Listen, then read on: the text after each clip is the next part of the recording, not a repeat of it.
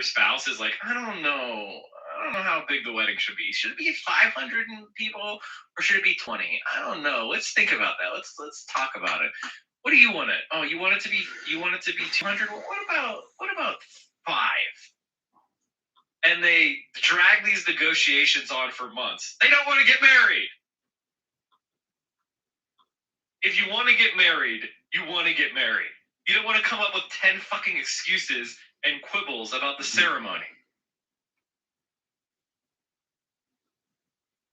It's a nice thought, but Biden will never resign, and saying that adds zero value. His ego will never allow him to resign. He wants to be president since the 70s. Oh, no. I mean, he's not going to resign. I just want him to. I'm allowed to call for him to resign. It's unclear if he simply doesn't like the current shape of the Build Back Better Act and will be willing to vote for the proposal he brought to Biden recently. Wait a minute. We don't know if he'd be willing to vote for the thing he brought? Look at this. What? Here, sir, here's something that I might be willing to support. Okay, will you support it? I'm a no on that, sir. That's too far left. But you wrote it. I know, sir. We have inflation. Like, what are you talking about?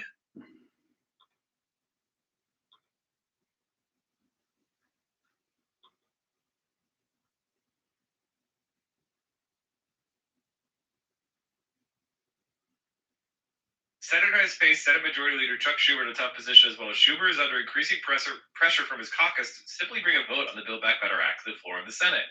In hopes of forcing Manchin to vote yes, the weeks to come will reveal Manchin is willing to consider a version of the legislation that takes his concerns into consideration, or if he's willing to walk away from it altogether. In both respects, however, his statement has made it tougher for progressives to trust they will engage with his legislation seriously moving forward. Yeah, no fucking shit. No fucking shit. Let's hear the damning statement. Also, has Joe Biden had a speech yet? Has Joe Biden made a speech yet? Senator Joe Manchin delivering a likely death blow to the Build Back Better plan. The West Virginia moderate, a key Democrat vote needed to pass the bill, is saying today he won't vote for the plan. I cannot vote to continue with this piece of legislation. I just can't. I hope so, but I've tried everything humanly possible. I can't get there. You're done. This is a no. This is a no on this legislation. I have tried everything I know to do. So the White House says it was caught off guard by Senator Manchin's announcement this morning, believing they still had a path forward. Senior Washington correspondent Joe Johns joining us now at the White House. And Joe, the White House press secretary, put out a very pointed statement. To say the least. And the reaction here at the White House, people were just shaking their heads. There's also a real sense that while the president knew these negotiations were not going well, I think part of it is the timing, and part of it is what they say Joe Manchin had been saying to them before he finally decided to pull the plug. Listen to the statement that they put out just a little while ago. Senator Manchin's comments this morning are at odds with his discussions this week with the White House staff and with his own public utterances. Weeks ago, the senator committed to the president at his home in Wilmington to support the Build Back Better framework that the president announced. And Senator Manchin pledged repeatedly to negotiate on finalizing that framework in good faith.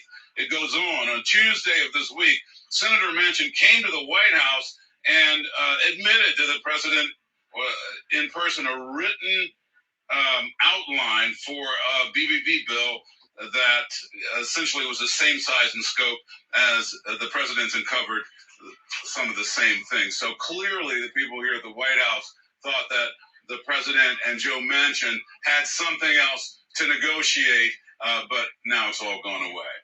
Wow, yeah. So as if this wasn't one major blow to deal with for the White House, now we're talking about the Omicron variant and how cases are surging in this country. President Biden set to address the nation on Tuesday. What do we expect to hear from him? Well, a bunch of things. Number one, as you said, is going to be about Omicron. Number two, it's pretty clear that what they're doing is trying to announce some new steps to help people get through the winter. He wants to talk about his winter COVID plan in general, but maybe one of the big headlines is that the president wants to give a stark warning to Americans out there who remain intentionally unvaccinated. So this is all part of changing the message. By the way, chat, the message on the COVID vax, when we watch it, it actually pisses me off. Askey is basically like, Manchin's a liar, full of shit. Yeah. I mean, to fit the moment, which is very serious in this country right now. Did fellow Democrats see this coming? I mean, this came after months of negotiations. Emma, it was days, it was weeks, it was months. Several congressional aides who I spoke with said it was like a bomb going off, essentially blowing up and killing any possibility of pushing forward the most significant legislative pieces of the Democratic Party, as well as the administration. We're talking about education, healthcare, and climate change. The Democratic leadership got about 40 minutes heads up before Manchin went public on television this morning to basically say he was out of it. He was done with the negotiating process, and this was very frustrating. Emma, it came after a week of very tense behind-the-scene negotiation, not only with the president, but also with the moderates, the progressives. There were times we saw this spill out on the Senate floor as there were animated discussions with Manchin. Oftentimes he was surrounded by his colleagues as they tried to convince him to get on board here. They desperately needed him for that reconciliation, both the budget reconciliation, which required just a simple majority, and he was part of it. So he was the last holdout. The progressives are feeling devastated and frustrated here. They started off with a $6 trillion cost to this bill. They lowered it to $3 trillion and then to $1.75 trillion. Manchin had insisted all along it was going to be $1.5 trillion. He could not move really much beyond that. And most recently, why couldn't he move beyond that? Why? Because he invented a bullshit reason in his own head? Like, what was the reason that he couldn't move? You fucking lying sacks of shit? You pathetic losers? He just made it up? He talked about the tax credit, the child tax credit being extended for 1 year. That was part of the bill, but he said realistically, it would be extended for 10 years. It would cost much, much more money, that the Congressional Budget Office would determine, in fact, that this would really add to the federal deficit here, so that it wasn't really an honest cost bill. It had to stay at that number. His colleagues said, well, show us where else you need to cut down here, and he never did. He was too vague. So now, he never did. You mean he just wasted time, and you gave him, you let him fuck you up and waste your time like the fucking dipshits you are, you fucking idiots, you morons, you losers. Here's the thing, Chad. I want you to understand that the Democrats deserve to lose. The difference is the next time around, they're not going to have me and hopefully you saying, we gotta vote for him. We gotta vote for him. We're not voting for any more of these fucking losers, okay? We're only voting for good candidates when we vote, okay? We're not voting for Joe Biden's anymore. Because this is what you get. And honestly, with the amount of gerrymandering and voter suppression, is it even gonna fucking matter? Is it even gonna matter?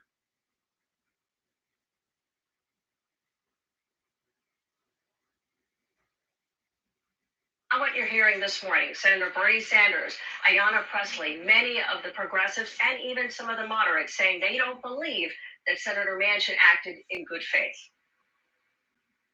We cannot allow one lone senator from West Virginia to obstruct the president's agenda, to obstruct the people's agenda. Jake, all I want for Christmas is a senator that has compassion for the American people and not contempt. I hope that we will bring a strong bill to the floor of the Senate as soon as we can and let Mr. Manchin explain to the people of West Virginia why he doesn't have the guts to stand up to powerful special interests. If he doesn't have the courage to do the right thing for the working families of West Virginia and America, let him vote no.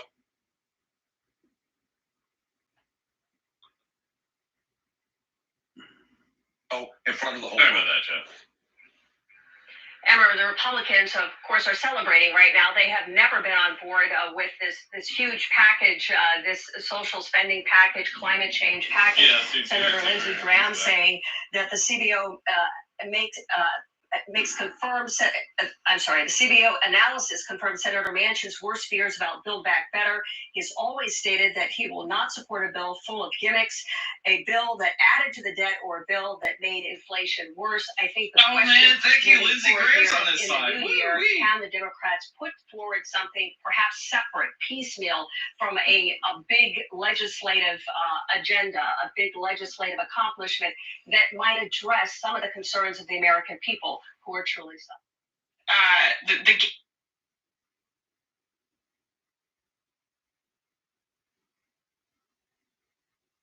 Thanks for the 5 tier 1s, man. Fucking losers, dude.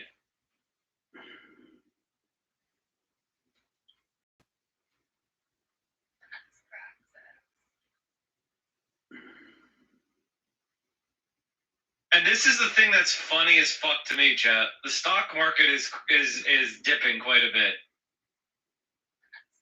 With this announcement, the stock market stonks are going down because Goldman Sachs is forecasting cuts to the U.S. economy after Joe Manchin rejects Build Back Better. Joe Manchin's opposition to the Build Back Better Act prompted Goldman Sachs to swiftly dim its U.S. economic outlook. The Wall Street firm told clients Sunday it no longer assumes President Joe Biden's signature legislation will get through the narrowly divided Congress. A failure to pass BBB has negative growth implications, Goldman Sachs economist led by John Asias said in the research report, citing the apparent demise of Build Back Better. Goldman Sachs expects GDP to grow at an annualized pace of 2% in the first quarter, down from 3%. It also trimmed its GDP forecast for the second quarter to 3% from 3.5%. And the third quarter to 2.75 compared to 3. They specifically pointed to the expiration of the child tax credit and the lack of the other new spending that had been anticipated. Goldman Sachs reiterated that upcoming inflation reports are not likely to help swing the tide back in favor of Build Back Better. The Consumer Price Index rose in November by 6.8 from the year earlier, the biggest 12-month jump in 39 years. With headline CPI reaching as high as 7% in the next few months of our forecast before it begins to fall, the inflation concerns that Senator Manchin and others have already expressed are likely to persist, making passage more difficult. The Omicron variant is also likely to shift political attention back to virus-related issues and away from long-term reforms. The lower chances that Build Back Better has negative implications for near-term consumption, as it will likely have some offsetting positive effects for financial markets. Specifically, the chances of a corporate tax hike has faded. It's also positive for biotech companies who would have been hit by $100 billion in price reductions in the Medicare program.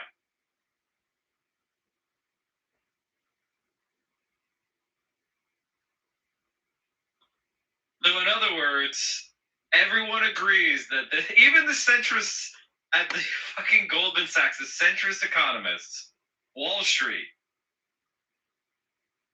is predicting that, and by the way, if you have 7% inflation and 3% growth, that means you're in a recession. In actual reality, the economy is smaller than it was. If your growth rate is less than your inflation rate, then your economy is shrinking in inflation-adjusted terms, just so you understand. Biden's approval dips to a new low as independents sour on his leadership. So being a pathetic, soft, weak-willed loser getting clowned by Joe Manchin is not very popular. As President Joe Biden heads into the end of the year, he's facing a sour reality. The number of Americans who approve of his performance has hit a new low. Just 41% of Americans approve of the job he has been doing.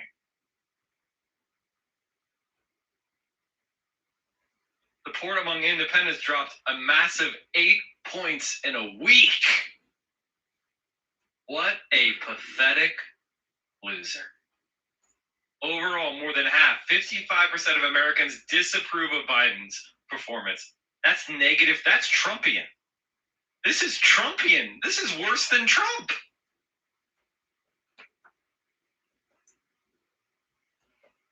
This is dog shit.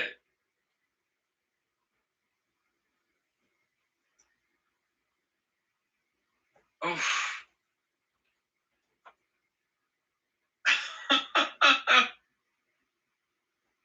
And he absolutely deserves it.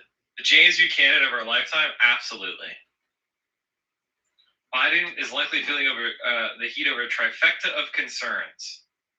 Inflation nears a 40-year high, Omicron variant threatening to compound the latest surge of coronavirus cases, and Biden's legislative agenda failing in Congress. Stop bullying Joe. Hasn't even been in office for a year. Wide. Blazhnikov, thank you for the tier 3. There's a lot of uncertainty. He's being hit for a lack of leadership. He's being hit for the fatigue of the pandemic and concerns about inflation. And by the way, Chad, a strong leftist would beat all of these things. A strong leftist would go in and mandate vaccines and get everybody vaccinated, crushing the pandemic. A strong leftist would actually be out in front leading people and building social movements, supporting unions, and building his political power. And inflation? Fuck you. They would have stomped on Saudi Arabia. They would have released oil right off the bat. They would have stepped on trucking companies and shipping companies who are sitting there not actually running their ships and trucks. They would have used the military. They would have activated the military and the National Guard to help with logistics and transport.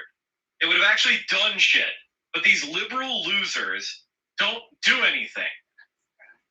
They go on leave. Irvity, thanks for the gifting this up.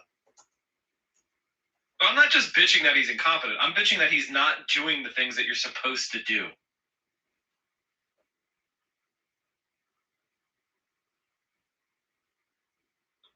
Disapproval of the president stretches across most demographic groups, with his level of disapproval topping 50% among white and non-white voters. His level of disapproval topping 50% among non-white voters? Oh my God, that's the worst thing I've ever seen! He's uniting the country against him!